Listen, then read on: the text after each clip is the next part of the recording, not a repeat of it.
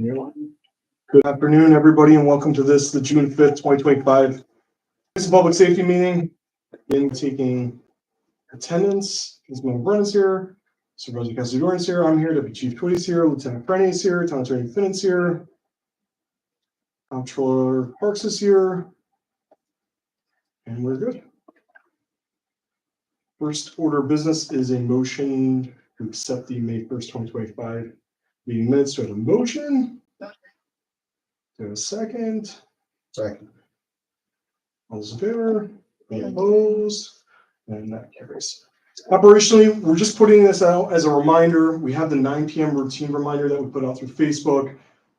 It's a nationwide concept that law enforcement agencies use. The lock up, turn it on, bring it in concept. We're coming into the warmer months. We tend to see more vehicle larcenies when people are leaving things unlocked, leaving bicycles outside. Every night at 9 o'clock, I do it at my own house. I go outside, I check all the doors to my cars. I walk around and make sure my kids haven't left all their bicycles outside.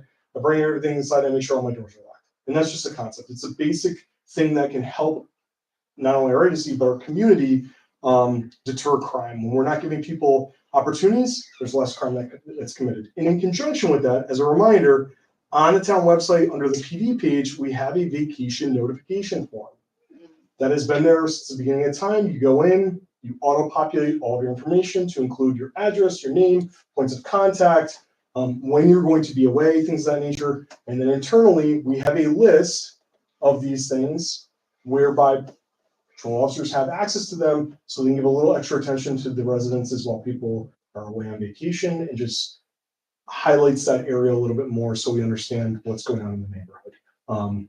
I would encourage anybody out there that's watching this or is a part of this meeting, if you go on vacation, fill out that form. It's a great tool that we have for our agency to assist with those things. Hey, Michelle.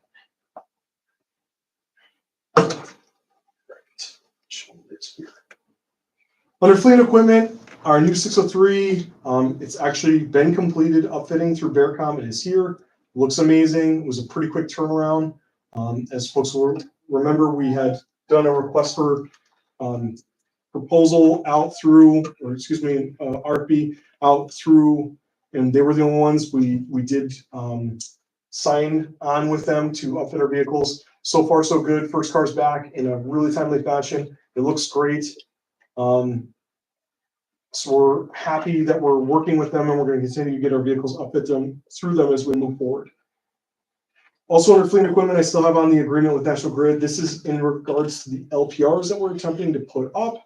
We're still in conversation with the legal team at National Grid. Town Attorney Finnan is having a conversation to make sure that we get all of our questions answered prior to doing any sort of agreement with them. There is some sort of vague language about costs associated with different things. We need to make sure that it's very accurate so that we're not holding the bag on some costs that are unanticipated, is what I would describe. Is that right? Yes. Okay. Patrol vehicle decals. We're noticing that from our previous vendor and some of our older cars, some of the decals are peeling off, and we're looking to replace them all. I'm only mentioning it. The other component to this is we have essentially what equates to 3 different variations of decals on our vehicles right now, so it's not uniform as a whole. So we're going to be cycling our patrol vehicles through our new vendor for a fitting to get the decals replaced so that they're all uniform. There is money in the budget for this. It is within our purchasing power, and we have that upfitting agreement through Bearcom to be able to do this. So we're going to look to do that moving forward. Also, just an add-on under fleet and equipment. We didn't anticipate this happening, but we received our new tasers. Taser 10s. We were hoping that by the end of the summer we're going to get them. They came in a little bit early. We haven't gotten all of the equipment that it comes with them as far as for the training purposes. But when we do that, we're looking to roll out training for the new tasers and change to the Taser 10 platform, hopefully this fall in conjunction with our range training, because it's a pretty big undertaking to organize getting every police officer trained on these things and getting them signed. Yeah, I believe Detective Munger is also, he's contacting them to schedule the instructor training because they are flying people in to do that. So, or instructors. Correct. So. Under training, Officer Robinson recently attended the breath analysis operator course at the Zone 5 Regional Law Enforcement Academy. We're also, as an agency, conducting department-wide training on airborne and bloodborne pathogens through the Police One Academy platform. That's an online training system that we continue to use. Under citizen correspondence, I don't have anything ongoing. We did have one new. We had a family from Pierce Road contact us. They believe that vehicles are speeding in the mornings while they were outside waiting for the bus stop. So we have notified the Traffic Community Engagement Division. They're going to get some officers out there to see what's going on over at Pierce Road to try to address that concern. Under town events, Coffee with a Cop. I was not able to make it last month, unfortunately, but I will be there this month. It's the third Tuesday monthly at the Senior Center. We also have a Coffee with a Cop event that Sergeant Party is going to be hosting June 25th from 10 a.m. to 12 p.m. at the Gap in Mohawk Commons. And lastly, we have a gun buyback event that we're invited to participate in. It's a countywide gun buyback event. It's going to be Saturday, June 21st from 10 a.m. to 1 p.m. at the Armory Studios located at 125 Washington Ave in Schenectady. It's run through the Attorney General's office and the New York State Police. They're the ones that actually facilitate all of the transactions, collecting the guns and otherwise. We're there just basically as a support mechanism to encourage people to come down to turn the weapons in. Michelle, did you have anything under town clerk? Just that I'm finalizing the no-bend policy for the town. I sent Elena I saw that, yeah. some information that I want to add to it for the website, and I think we're almost ready. It's ready on my end. I can just Yeah. add those things and we should be good to And go. then we'll just see with the verbiage on this. I mean, if we get people signing up and things collapse, then we'll make adjustments, but I think it's gonna be okay. Okay, good. Elena, did you want to speak about anything under the extreme risk protection order cases, unlicensed dogs and bus patrol areas that are ongoing? Just Chief Venna, welcome. Did you have anything for the fire department? Just a little bit about Niska Day. Thank you to the police department for your guys' cooperation with everything. Then I think everybody worked very well together through some challenges we've never faced before at a Niska Day. We've learned some things from it. Everybody's going to be improving to the emergency response plan that we have, and emergency action plan, or event action plan. We also had complete radio failure countywide of all police, fire, EMS. Everything went down towards the fireworks. So that created another added challenge. But we got through everything pretty successfully. And just thank everybody, particularly the community, for how good they were while being holed up inside the school for that period of time. So I thought I it gotta went say- very well overall. No negativity that I've heard after the fact. So you guys must have Good. done a great job with everybody corralled in there. I Yeah, haven't it heard was, anything bad. there was a lot of some decisions on the fly. True story. So we I did didn't good. know the radios went out though, that's.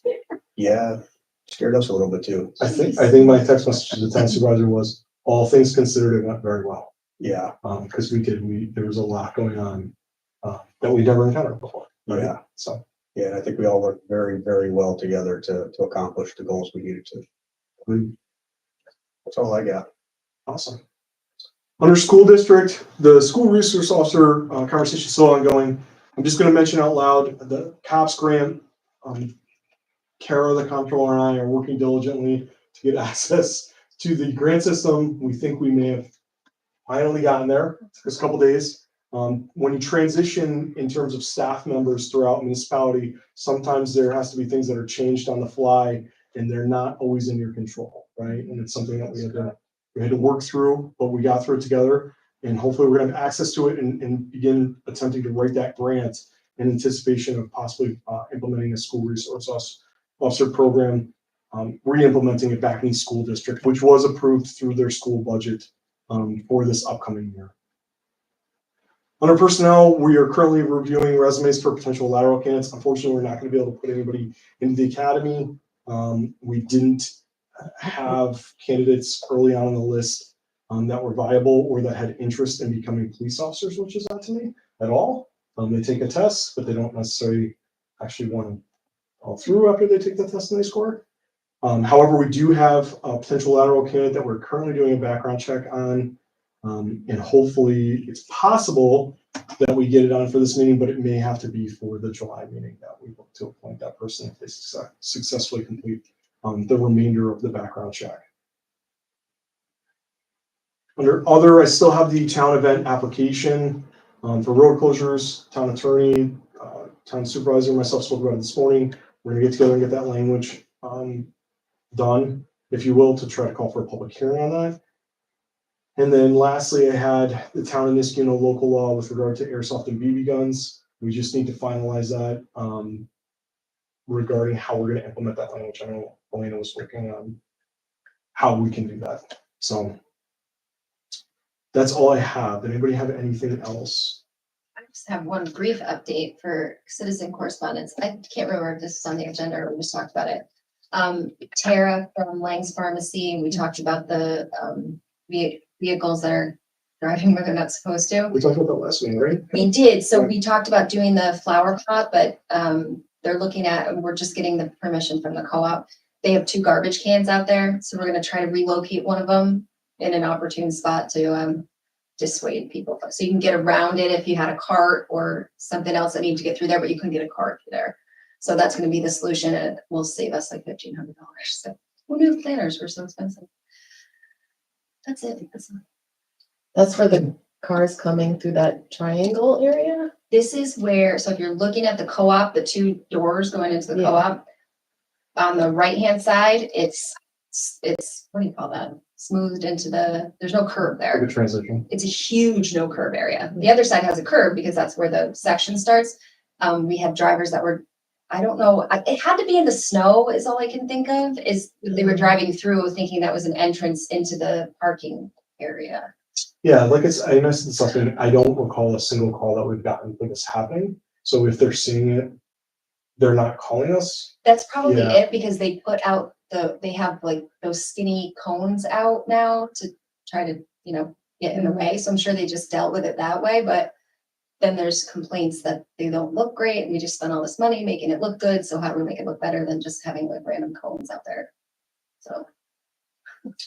The other thing I was gonna mention, and I forgot to put it on here, but just a follow-up, I know we talked about, just went and talked about in the last meeting, the bus stop, Crescent at Clifton Park Road regarding dropping kids off the corner. I mentioned that at the district school safety meeting, and they're gonna look to address that and that bus stop, just as a thought, yeah, so.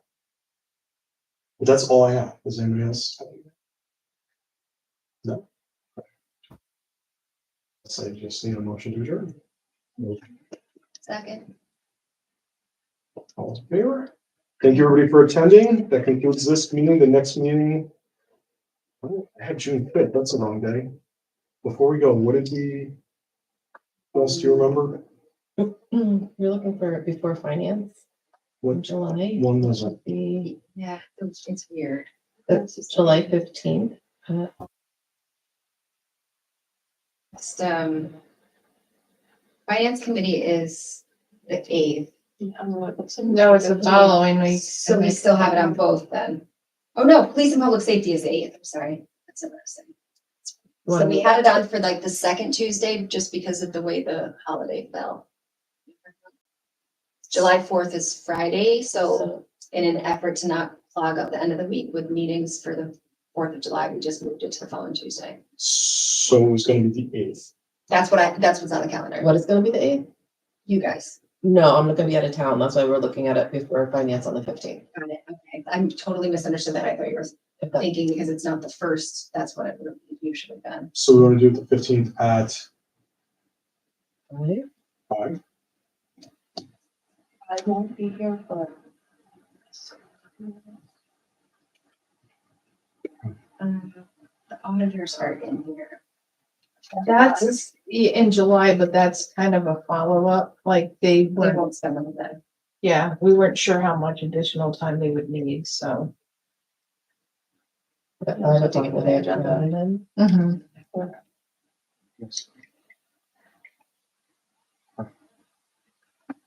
Are we good to shut down? Perfect. Oh,